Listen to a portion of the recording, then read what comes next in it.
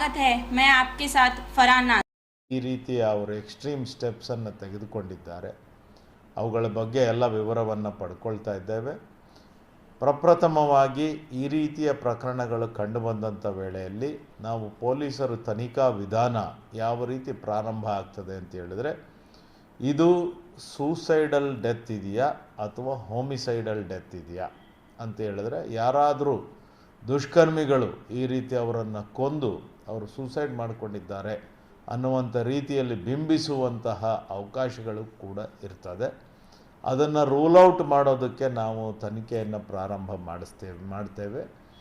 ಈ ಪ್ರಕರಣದಲ್ಲಿ preliminary investigation ನೋಡಲಾಗಿ ಈ ರೂಮ್ನ ಬಾಗಿಲು ಏನಿತ್ತು ಅದು ಒಳಗಿನಿಂದ ಲಾಕ್ ಆಗಿತ್ತು, ಹೊರಗಿನಿಂದ ಯಾರೂ ಕೂಡ ಹೋಗೋದಕ್ಕೆ ಅವಕಾಶಗಳಿರಲಿಲ್ಲ. ಮತ್ತು ಡೆತ್ ನೋಟಿನಲ್ಲೂ ಕೂಡ ಅವರು ಆತ್ಮಹತ್ಯೆ ಮಾಡಿಕೊಳ್ತಾ ಇರೋದ್ರ ಬಗ್ಗೆ ಕೆಲವು ಹಿಂಟ್ಸನ್ನು ನೀಡಿರುವಂತಹ ಹಿನ್ನೆಲೆಯಲ್ಲಿ ಅವರು ಸ್ವಯಂ ಪ್ರೇರಿತರಾಗಿ ಆತ್ಮಹತ್ಯೆಗೆ ಒಳಗಾಗಿರೋದು. ಒಬ್ಬ ವ್ಯಕ್ತಿ ಮತ್ತೊಬ್ಬನನ್ನು ಕೊಂದು ತದನಂತರ ತಾನೂ ಕೂಡ ಆತ್ಮಹತ್ಯೆ ಮಾಡಿಕೊಂಡಿರುವಂತಹ ಅವಕಾಶಗಳು ಹೆಚ್ಚಿದೆ ಮತ್ತು ಅವರ ಎಲ್ಲ ಪೂರಕ ಮಾಹಿತಿ ಕೂಡ ದೊರಕ್ತಾ ಇದೆ. ಈಗ ಸದ್ಯ ಈ ಆಧಾರ್ ಕಾರ್ಡನ್ನು ಒಂದು ಪರಿಗಣಿಸಿ ಅವರ ಸಂಬಂಧಿಕರುಗಳನ್ನು ಈಗಾಗಲೇ ನಾವು ಕರೆಸುವಂಥ ಪ್ರಕ್ರಿಯೆ ಮಾಡಿದ್ದೇವೆ. ಅವರು ಎಲ್ಲ ಬಂದ ಮೇಲೆ ಅದನ್ನು ತನಿಖೆಯನ್ನು ಮುಂದುವರಿಸುವಂತಹ ವಿಧಿವಿಧಾನಗಳನ್ನು ನಾವು ಮಾಡ್ತೇವೆ.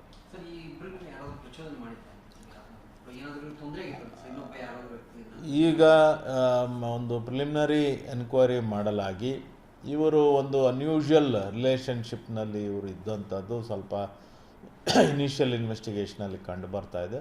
ಈ ವಿಚಾರ ಅವರ ಇನ್ನು ಮೂರನೇ ವ್ಯಕ್ತಿಗಳಿಗೆ ಗಮನಕ್ಕೆ ಬಂದಿದೆ ಮತ್ತು ಅವರ ಪೇರೆಂಟ್ಸಿಗೂ ಕೂಡ ಗೊತ್ತಾಗಿರುವಂತಹ ಹಿನ್ನೆಲೆಯಲ್ಲಿ ಅವರು ಮನಸ್ಸಿಗೆ ಬೇಜಾರು ಮಾಡಿಕೊಂಡು ಈ ರೀತಿ ಮಾಡಿಕೊಂಡಿರ್ಬೋದು ಅಂತ ಕಂಡು ಬರ್ತಾ ಇದೆ.